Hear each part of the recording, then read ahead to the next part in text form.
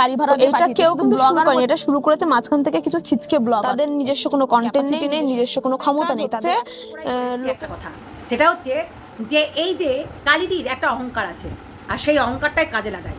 এটা কিন্তু আগেও বলেছি আর এখনও বলছি তোমাদেরকে।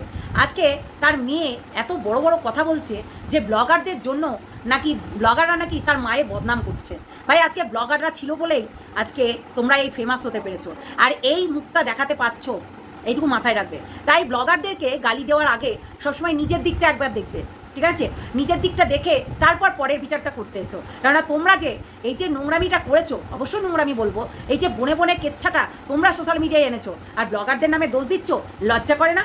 আজকে তোমার এই যে মাসিকে রীতিমতো বাড়ি মানে দোকান থেকে বার করে দিয়েছে, কেন বের করে দিয়েছে সেটা বলতে পেরেছে তোমার মা?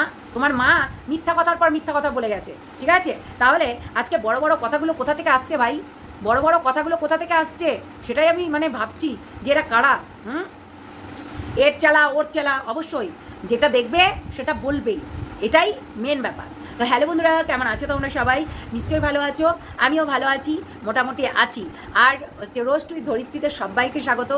আর কিছু জিনিস আমি দেখলাম, কালিদির মেয়ে, বাপ রে বাপ, চোরের মেয়ের ডাঙর গলা, বুঝলে? চোরের মেয়ের ডাঙর গলা, এত বড় বড় কথা আজকে মিষ্টিদিকে তাড়িয়ে দিয়ে তাকে রীতিমতো এক কন্যারে করে দিয়েছিলে, হ্যাঁ? আর তারপরে এত বড় বড় কথা আমরা দেখতে পাচ্ছি তার মুখ থেকে, তার মাসির কথা একবারও বেরোচ্ছে না। তার মানে চোরের মেয়ের ডাঙর গলা, তাই তো? চোরের মেয়ের বড় গলা, তাই বড় গলা করে প্রত্যেকটা ব্লগারদেরকে রীতিমতো চেলা মেলা বলে গালাগালি যা পেরেছে, যা মুখে এসছে তাই বলে গেছে। সত্যি এগুলো কি ঠিক? এটাই তো হচ্ছে কথা। আর এইটাই করে কালিদির মেয়েও যেমন, তেমনি তার হচ্ছে মানে চেলা চেলা বলবো না, মানে সে মেয়েও যেমন মাও তেমনি, দুটোই সমান। সোজা কথা। দেখো আজকে তোমার মায়ের ওপরে আঙুল তুলছে, তার মানে তোমার মা সেই জায়গা থেকে, মানে তোমার মায়ের মানসিকতা সেই জায়গায় নিচু, চিপ মেন্টালিটির, ঠিক আছে? আর তো অহংকার বেড়ে গেছে। তোমার মা আজকে সম্মান পেতে চলেছে, মানে বলে না, বাড়িয়ে দাও সম্মান আমার, মানে ফিরিয়ে দাও সম্মান আমার। তাই সম্মান সবার কাছ থেকে এইভাবে পাওয়া যায় না, সম্মান প্রথমে দিতে হয়, তবেই গিয়ে সম্মান পাওয়া যায়, ঠিক আছে? তো সেটাই হচ্ছে কথা।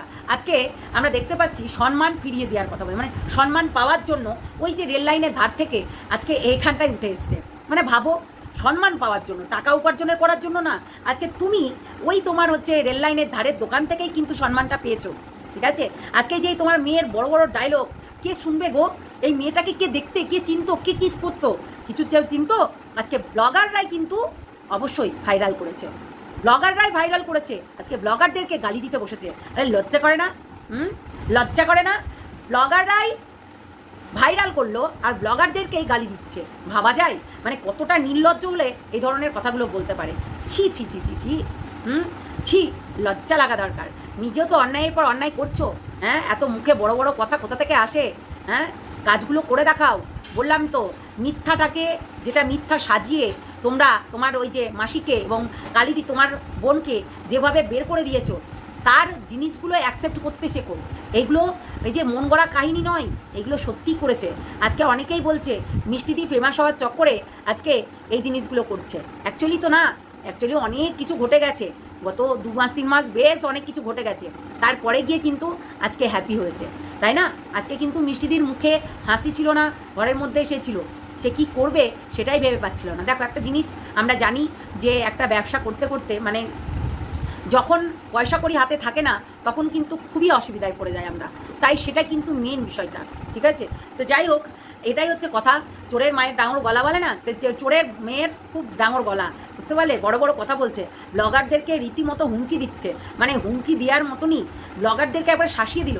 বলছি ব্লগারদের মুখ বন্ধ করতে পারবে না, বুঝতে পারলে? নিজের ক্রিয়েটিভিটি নাই আবার কেমন কথা? তোমাদের অনেক ক্রিয়েটিভিটি আছে। আজকে তোমরা কি এমনি এমনি ভাইরাল? তোমাদের ক্রিয়েটিভিটিটা তোমরা দেখিয়ে দিয়েছো। কোথায় তোমাদের ক্রিয়েটিভিটি? আমরা তো দেখতে পাচ্ছি না। ব্লগারদের কাজ হচ্ছে চারিদিকে কি হচ্ছে না হচ্ছে সেগুলো তুলে দিয়ে এসে দেখানো, আর ব্লগারদের কাজ হচ্ছে খাবারটা খেয়ে রিভিউ দেওয়া এবং তোমাদের মতো মিথ্যাবাদীদের মুখোশ খুলে দেওয়া, ঠিক আছে? এই যে তোমরা ডালের কালার মিশাচ্ছ, চিকেনে হচ্ছে লাল লঙ্কার গুঁড়োর বদলে লাল হচ্ছে কালার মিশাচ্ছ, এইগুলো যেগুলো করে বেড়াচ্ছ সেগুলো কিন্তু বলতেই হবে, তাই না?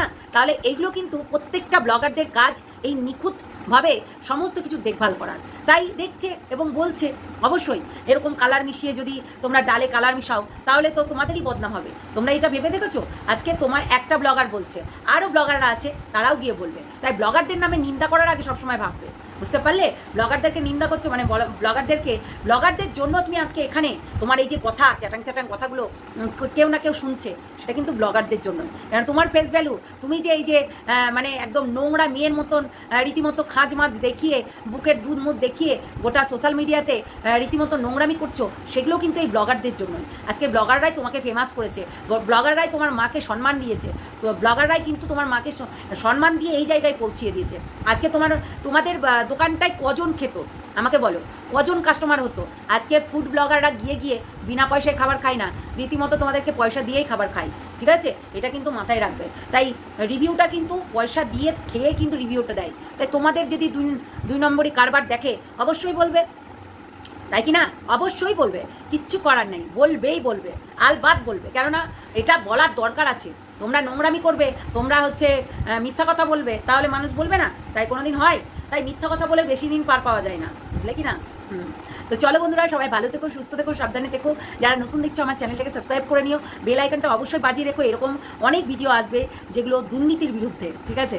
তো দুর্নীতি করলে অবশ্যই বলবো, বেইমানি করলে অবশ্যই বলবো, অহংকার জন্মিয়ে গেলে অবশ্যই বলবো, আমাদের ক্রিয়েটিভিটি আছে কি নেই অবশ্যই দেখিয়ে দেবো, বুঝতে পারলে?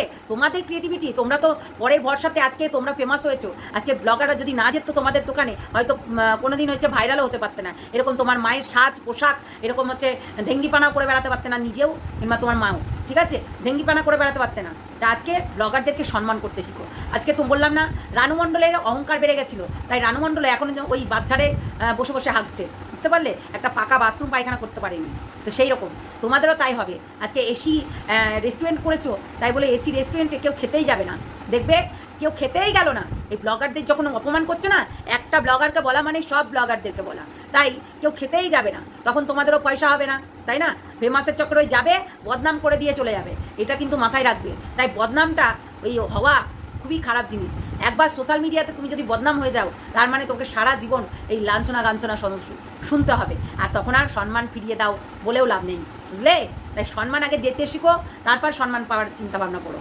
যাই হোক, চলো সবাই ভালো থেকো, সুস্থ থেকো, সাবধানে থেকো। নেক্সট ভিডিওতে দেখা হচ্ছে। গাড়ি ভাড়া এটা কেউ ব্লগার করে, এটা শুরু করেছে মাঝখান থেকে কিছু ছিচকে ব্লগার। আচ্ছা, তাদের নিজস্ব কোনো কন্টেন্ট নেই, নিজস্ব কোনো ক্যাপাসিটি নেই, নিজস্ব কোনো ক্ষমতা নেই। তাদের একটাই কাজ হচ্ছে লোকের নামে বদনাম করা। আজকে যে সমস্ত ব্লগার, কিছু ব্লগার বলছে কালিদির হোটেলে আগে এক জায়গায় গিয়ে বলছে তুমি আগে যে দোকানে থাকতে সেখানে তো এখন একটা মাছিও যায় না। যে ব্লগার বলছে তোমার নিজস্ব কোনো কন্টেন্ট আছে, নেই তো। তুমি যাকে অপমান করছো সে হচ্ছে তোমার মার বয়সী একজন। যদি তুমি নিজের কোনো মার সমবয়সী কাউকে সম্মানই করতে না পারো, তুমি নিজের মাকে সম্মান করবা কি করে? আর সে তোমার মা হতে না পারো, সে কিন্তু আমার মা, যাকে তোমরা অপমান করছো অন ক্যামেরা সোশ্যাল মিডিয়ায়। সুতরাং মেয়ে হিসাবে গায়ে কিন্তু আমারও লাগে, কিন্তু আমি কিন্তু তবু চুপ করে রয়েছে যে না, একদিন তো থামবে। এদের এই সমস্ত আমার হয়তো দেখবে আমার চ্যানেলে গিয়ে, বা আমারও নিজস্ব পেজ আছে চ্যানেল, কিন্তু কখনো কোনো এমন কিছু ছাড়ি না যে পরে গিয়ে আফসোস হবে বা কিছু হবে। তো সেই দিক থেকে বলবো। আবার ওরই একটা চেলা দেখলাম, তোমার আজকেও আর একটা নতুন ভিডিওতে দেখেছি যে যাই হোক আমাদের রেস্টুরেন্টটা নিয়ে অনেক মন্তব্য করছে। হাজারো একটা শাখা আউটলেট আছে, তখন সেখানে গিয়ে তোমরা কোনো কথা বলার ক্ষমতা থাকে না। যেহেতু হয়তো আমার মা চুপ রয়েছে, কিছু বলছে না, ওই জন্য সেটাকে তোমরা দুর্বলতা ভেবে নিয়েছো। কিন্তু সবকিছুর একটা শেষ থাকে। তোমাদের কোনো ক্ষতি করিনি, আমার জ্ঞান তো আমার মনে হয় না তোমাদের কোনো ক্ষতি করেছি বা তোমাদের এমন কিছু করেছে যে তোমাদের বিশাল কিছু হয়ে গেছে। কিন্তু তোমরা কি খেয়ে কি জন্য যে আমার মার পিছনে, আমার মা নতুন রেস্টুরেন্ট খোলাতে তোমাদের যে কি সমস্যা হচ্ছে সত্যি আমরা বুঝতে পারছি না। যে আমি দেখেছি যে কিছু ব্লগার চাই না মানে আমার মার উন্নতি হোক, কিন্তু তাদের সাথে আমাদের না ব্যক্তিগত কোনো সম্পর্ক আছে, না ব্যক্তিগত কোনো আমাদের কি বলবো আক্রোশ আছে, কিচ্ছুই নেই। কিন্তু তারা মানে চাই না যে আমার মা কিছু করুক বা ঘুরে দাঁড়াক। আর আমার মাকে যারা এখনকার দিনে দাঁড়িয়ে যে আমার মাকে বিচার করছে, আমার মাকে যদি বিচার করতে আমার মার পিছনে ফেলে আসে 22টা বছর আগে বিচার করো, তখন কোনো ব্লগার ছিল না, তখন কেউ ছিল না, তখন আমার মা একাই ছিল। আর আমার মা একাই এতটা পথ আমার মা একাই এসে। সুতরাং যদি আমার মাকে বিচার করতে ফেলে আসে 22টা বছর, যখন আমার মার বয়স 22 ছিল, সেই 22 বছর থেকে আজ পর্যন্ত 22টা বছর আমার মা লড়াই করে আসছে। এবং তোমাদের হাজার অভিশাপ, হাজার কটূক্তি, হাজার মানে বাজে কথা, তো তোমাদের কথাগুলো সত্যি বলছি ধন্যবাদ, তোমাদের কথাগুলো আমাদের আশীর্বাদ হিসাবে লাগছে। ওই জন্য আমার মা আবার ঘুরে দাঁড়িয়েছে। এগুলো হচ্ছে কিছু মানুষের ধারণা। মানে আমি জানি, দেখো তুমি জানো যে আমার দোকানের লোক হচ্ছে, আমাদের চলছে, কিন্তু তুমি তো চাও না যে সেটা হোক।